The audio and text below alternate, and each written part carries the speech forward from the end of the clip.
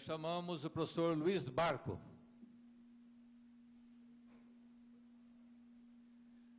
Vamos tentar agora limitar aí nos 3 minutos a fala, para não avançarmos muito no horário, não? Então...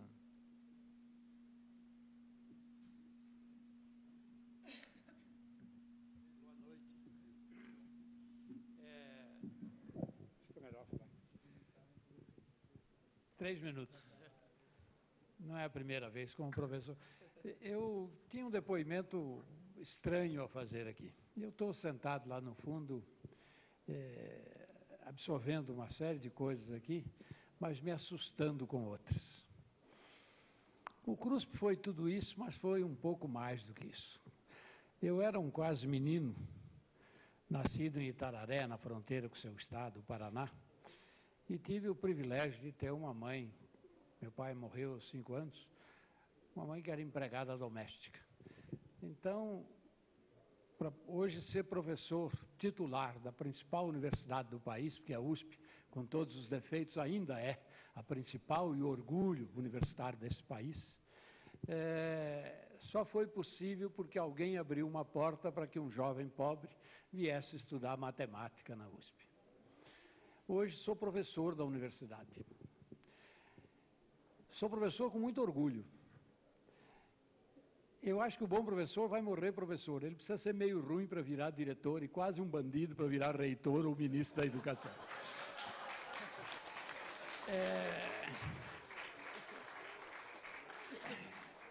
Eu não tenho... Falar isso é um absurdo, tendo aí uma pró-reitora, né? Espero que ela nunca chegue a reitora, porque daí é piorar de vez. Mas a grande verdade é o seguinte: neste país, o controle é feito às avessas. Nós estamos aqui comemorando, e eu ali velhinho, sentado no fundo, fico pensando assim, eu não vou aguentar mais 40 anos. Mas algum de vocês, ou seus filhos e netos, estarão aqui comemorando os 80 anos do CRUSP.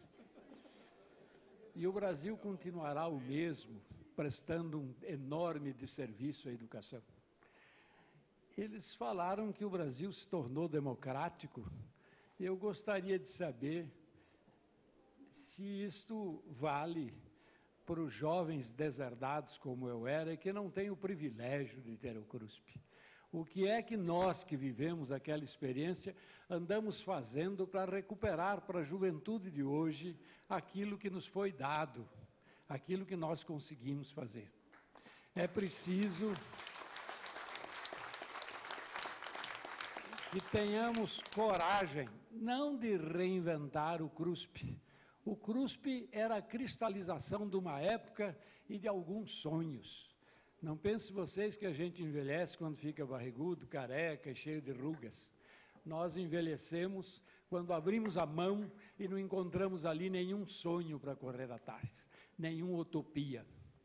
O CRUSP foi resultado de jovens, meninos e meninas, alguns mais atrevidos, outros mais covardes, né? Eu, quando vejo falar no Jeová, no Lauri, eu lembro-me da jactância quase ingênua, mas também da beleza de que aquela gente acreditava. Mas tem alguns que sobreviveram e não se formaram. Eu lembro que uma vez nós estudávamos cálculo de madrugada, e quando começou a clarear o dia, o Matias tinha colocado um senhor para limpar as vidraças para o lado de fora. A minha mãe tricotava bem, minha irmã também, eu tinha 2 ou 3 blusas de lã, outros tinham um tanto. O mais pobre dos nossos amigos, que não está aqui hoje, talvez porque é simples e fique com vergonha de participar dessas coisas, chamava-se Martins, era seu vizinho de bloco G? B. Eu era do bloco E, 111.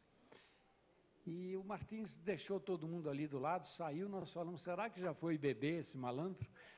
E quando olhamos, estava alguém estendendo a mão pela janela para um menino de roupas rotas, um negro que provavelmente nunca entrou na USP, nem ele nem seus filhos, não porque era burro, mas porque era e continua sendo pobre, entende? E o Martins pegou a única blusa que tinha, porque a mãe dele era uma costureira em Catanduva, e deu para aquele menino. Aquilo, para mim, era o retrato do CRUSP. Quem é capaz de dividir o pão, dividir a roupa, dividir o sonho, dividir a amizade. Alguns com coragem foram às armas, outros à literatura, outros a lugar nenhum. Nós temos que dizer, não aqui aos comemoradores de uma época, aos sobreviventes de uma época, temos que ensinar isso às nossas crianças, para que nunca mais este país sonegue o direito inalienável de todo cidadão ter direito à saúde, à cultura, à educação e principalmente à felicidade. É preciso que se crie um departamento nos cruspianos do passado, não só para criar festas emocionantes como aquela que vivemos, mas para construir, ajudar a construir a dignidade de uma massa enorme de pessoas, né, que é desconhecida da universidade, senhora professora, é desconhecida dos senhores vereadores e deputados que aqui sentam, porque a maioria deles está muito mais ocupado com o ranking das suas realizações do que com as reais necessidades do povo brasileiro. É preciso acordar essa gente, é preciso devolver essa gente. Eu queria dizer ao jovem que terminou falando em Deus, fazer ciência é tentar descobrir como é que Deus pensa.